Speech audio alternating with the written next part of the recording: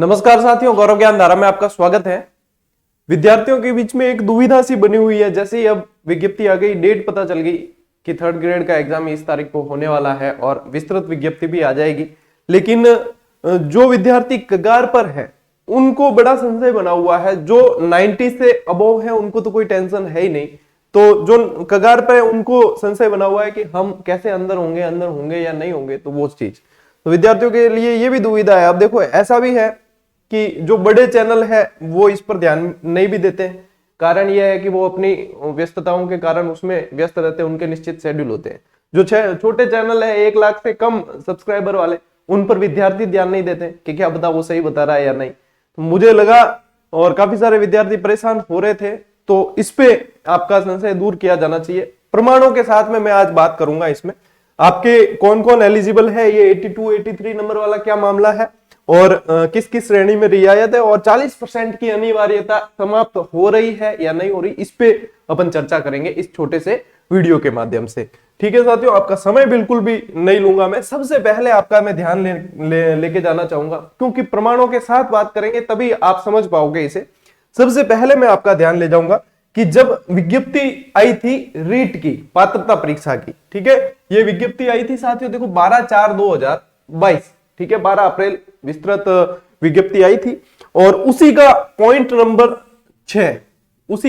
Number 6 ये कहता है कि रीट 2022 के लिए न्यूनतम उत्तीर्ण मार्क क्या है, यानी न्यूनतम पासिंग मार्क्स क्या है, हर कैटेगरी के निश्चित किए गए। तो संशय फिर यहीं से शुरू होते हैं। देखो, सामान्य यानी कि जनरल जो कैटेगरी है, इसको अपन जनरल कहते हैं। जनरल कैटेगरी के अंदर न्यूनतम जो उत्तीर्णांक माने हैं वो देखो 60, तो यहां पे क्या है अपने 60% है, ठीक है, प्रतिशत ये दे रखे हैं, ठीक, 60% यानी कि यहाँ पे 90 अंक, ठीक है, 90 अंक वाले एलिजिबल है इसमें। तो यहाँ पे कोई संशय नहीं है और इसमें कोई छूट भी नहीं है। जनरल वाला ये मामला है ही नहीं। मामला है अनारक्षित जो श्रेणियां हैं उनमें, आरक्षित जो श्रेणियां हैं उसमें। अनारक्षित तो ये हो गई, फिर आरक्षित जो श्रेणियां हैं उसमें देखो अनुसूचित जनजाति के अंदर यहाँ पे आप देख पा रहे हो तो 55% दिया गया नॉन टीएसपी और टीएसपी में 36%।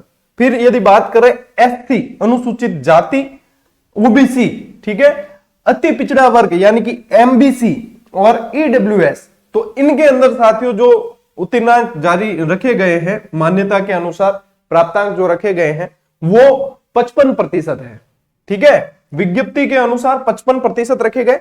फिर किसी भी श्रेणी में विधवा, परित्यक्ता या भूतपूर्व सैनिक है तो उनके लिए 50% अंक रखे गए। फिर निःशक्त जन यानी दिव्यांग श्रेणी से कोई आते हैं उनके लिए 40% रखे गए। और शहरिया जनजाति के जो व्यक्ति हैं उनके लिए, शहरिया क्षेत्र वालों के लिए 36%। तो ये तो आपके विज्ञप्ति के अंदर जो क्राइटेरिया दे रखा था। तो बाद में ये दावपेच कहां फंसा?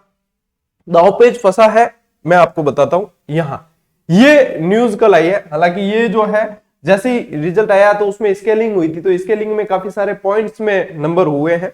तो उसके बाद में ये जो याचिका है इसमें देखना फायदा किस किस को मिलता है, मैं वो भी आपको बताऊंगा कि जयपुर ये रीट पात्रता 2022 से जुड़ा हुआ प्रकरण है, जिसमें 54.50% अंक प्राप्त करने वालों को हाई कोर्ट से राहत मिली है।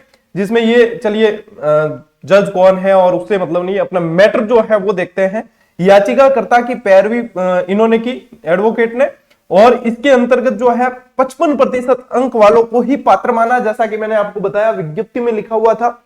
और केंद्रीय पात्रता परीक्षा यानी कि सीटेट जो होती है उसके अंदर 82 अंक लाने वालों को पात्र माना गया।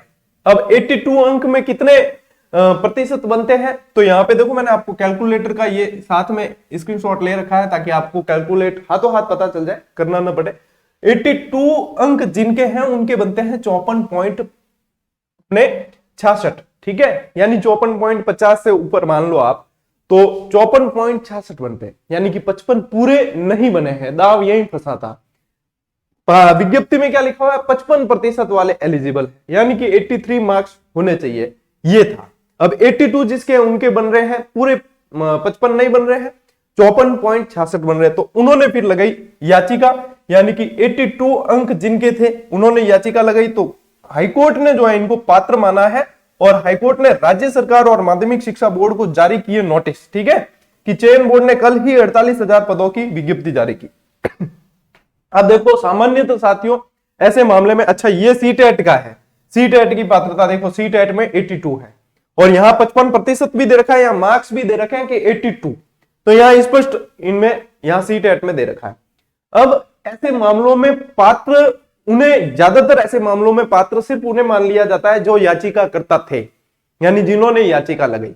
तो इसमें आपको एलिजिबल होने के लिए देखो एक तो धैर्य की जरूरत है, दूसरा यह है कि धैर्य नहीं है तो आप जिन एडवोकेट ने इनकी पैरवी की है उनसे संपर्क करके, और क्योंकि उनके द्वारा लड़ाया गया मामला है, जीता गया मामला है, तो आप उनसे संपर्क करके आप एलिजिबल हो सकते हो। या फिर आपको धैर्य रखना है, क्योंकि यहाँ पे यदि एक लाइन आप देखोगे तो यह है कि हाईकोर्ट ने राज्य सरकार और माध्यमिक शिक्षा बोर्ड को आदेश जारी किए, ठीक है ना, नोटिस जारी किए। तो ये इसको संज्ञान में लेते हुए स्वयं माध्यमिक शिक्षा बोर्ड और राज्य सरकार इसमें आपको एलिजिबल कर देगी, और यदि नहीं करती है तो भी आप जो है कोर्ट के जरिए भी हो सकते हैं, क्योंकि जब एक व्यक्ति को माना है तो बाकी इस कैटेगरी में जो होंगे वो सारे ही कोर्ट के जरिए भी हो सकते हैं, और सरकार चाहेगी कि कोर्ट के पचड़ों में नहीं पड़े तो वो खुद भी इसको आपको पात्र मान सकती है। अब कई जने जो है ये कहते हैं सर मेरे 81 नंबर है या इससे भी कम है, तो वो ऐसे पात्रता नहीं होती है। जो ये दे रखा है ये किस लिए है, क्योंकि 82 मार्क्स है और उनके 55 पूरे नहीं हो रहे थे, तो उस कारण से है ये, ठीक है। तो ये तो था आपका ये वाला मामला, तो इसमें एलिजिबल कैसे हो सकते हो वो भी। और जैसा कि कल सुनने में आया भी है कि बोर्ड के अधिकारी इसकी तरफ संज्ञान ले भी रहे हैं कि इनको भी इसके लिए न्याय होगा, न्याय संगत होगा, ये सारी चीजें कल आई भी है। तो ये तो था आपके ये वाला मामला, ठीक है, कि 82 वाले का क्या है। और जनरल में तो देखो 90% का है, उसमें कहीं कोई कुछ भी नहीं है। कुछ जनरल के स्टूडेंट भी कह रहे थे कि सर हमारे 89 मार्क्स है, ये है नहीं, वो तो देखो 90 मार्क्स यानी कि 60% की बाध्यता है, वो जरूरी है, ठीक है। अब बात करें कि 40% वाला क्या मामला है, तो 40% वालों में ऐसा है साथियों कि आप लोगों को पता है कि नई शिक्षा नीति के अनुसार और नए नियमों के अनुसार 40% न्यूनतम अंक वाला फैसला किया गया था। तो जब हुआ था वो तब भी आपको बताया था। तो इसमें क्या है कि अब एक खबर निकल के ये भी आ रही है कि रीट मेंस जो परीक्षा है उसमें 40% न्यूनतम अंक की बाध्यता को हटाया जाएगा। ये कैसे निकल के आई, इसके पीछे क्या लॉजिक है, तो ये आज की ही न्यूज है। इसका ये बीच वाला जो पार्ट है वो महत्वपूर्ण है, वो ये। तो देखो इसलिए नहीं हो बाध्यता, ये दे रखा है इसमें कि इसके लिए मतलब क्या क्या तर्क दिए गए। तो ये कहा है कि राष्ट्रीय अध्यापक परीक्षा शिक्षा परिषद जो है वो पात्रता परीक्षा पास करने वालों को ही शिक्षक बनने के योग्य माना है इसमें, ठीक है, ये तो है ही। अन्य राज्यों में शिक्षक भर्ती परीक्षा में कोई बाध्यता नहीं है, दूसरे राज्यों को देखते तो वहां पे कोई बाध्यता ऐसी नहीं है। फिर यदि सीईटी की बात करें, समान पात्रता परीक्षा में 15 गुना अभ्यर्थियों को भर्ती परीक्षा में बैठाया जाएगा, लेकिन यहाँ न्यूनतम अंकों की बाध्यता नहीं है। तो ये तो क्या है, पात्रता परीक्षा में बैठाया जाएगा लेकिन न्यूनतम अंकों की बाध्यता नहीं है। यानी कि रीट में तो आपको न्यूनतम अंक लाने पड़ते हैं पहले कि 90 अंक लाने हैं, उसके बाद एलिजिबल हो। यहाँ पे 15 गुना है सीईटी में, यहाँ डिफरेंस है कि यहाँ 15 गुना है लेकिन यहाँ कोई न्यूनतम अंक नहीं है, 15 गुना बैठेंगे। ये है कि न्यूनतम इतने लाने ही है सीईटी में, ऐसा कुछ भी नहीं है। तो ये एक तर्क है। दूसरा यह है कि पिछली शिक्षक भर्ती परीक्षाओं में 2 बार बाध्यता निर्धारित नहीं हुई है, तो वो तो नियम भी बाद में आए थे, तो वहां पे बाध्यता निर्धारित हुई भी नहीं है।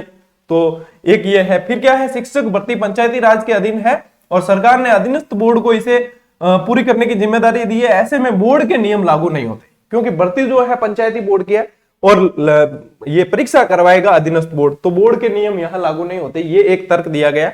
और सफल अभ्यर्थियों को जो रीट परीक्षा में सफल है पात्रता में, उनको विद्या संबल के तहत स्कूलों में लगाया जा रहा है। तो स्कूली शिक्षा तो यानी कि वो दे रहे हैं, उनको लगाया जा रहा है, अभी चाहे रोक हो लेकिन लगाया जाएगा। तो ये सारे तर्क दिए गए हैं।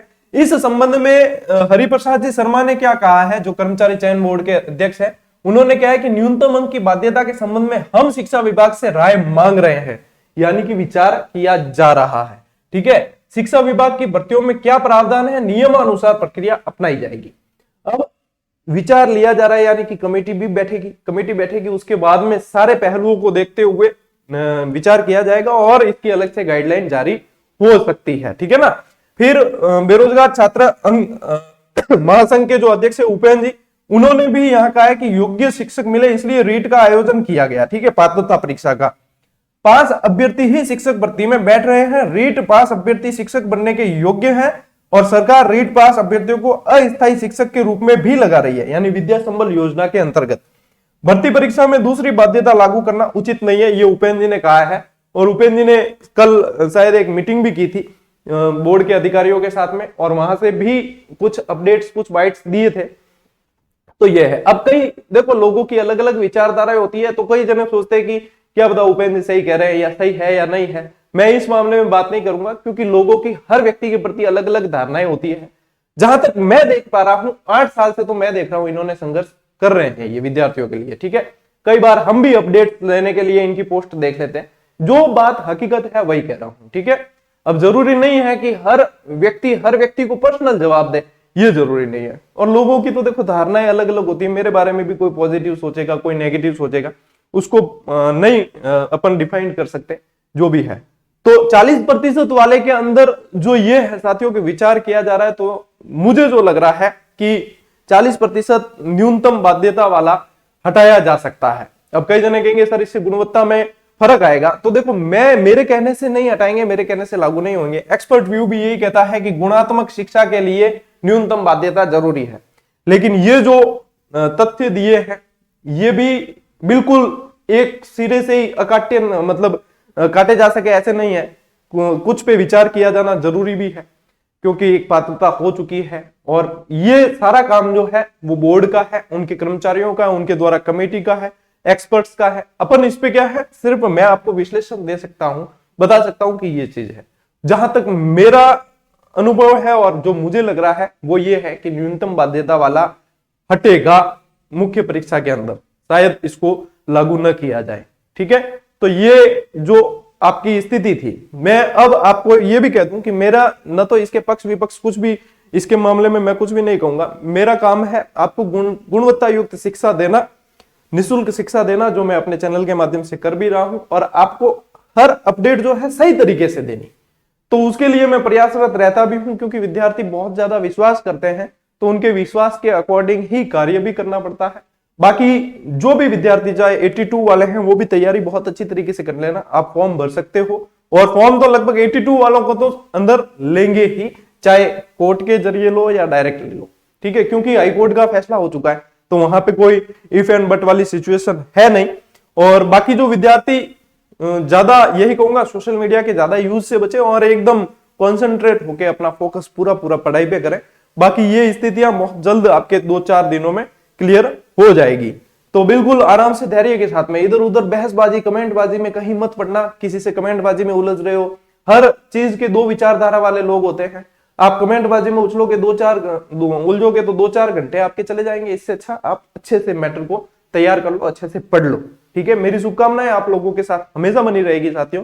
मिलते हैं अगले वीडियो में, अगली क्लास के अंदर। तब तक के लिए राम राम, जय हिंद।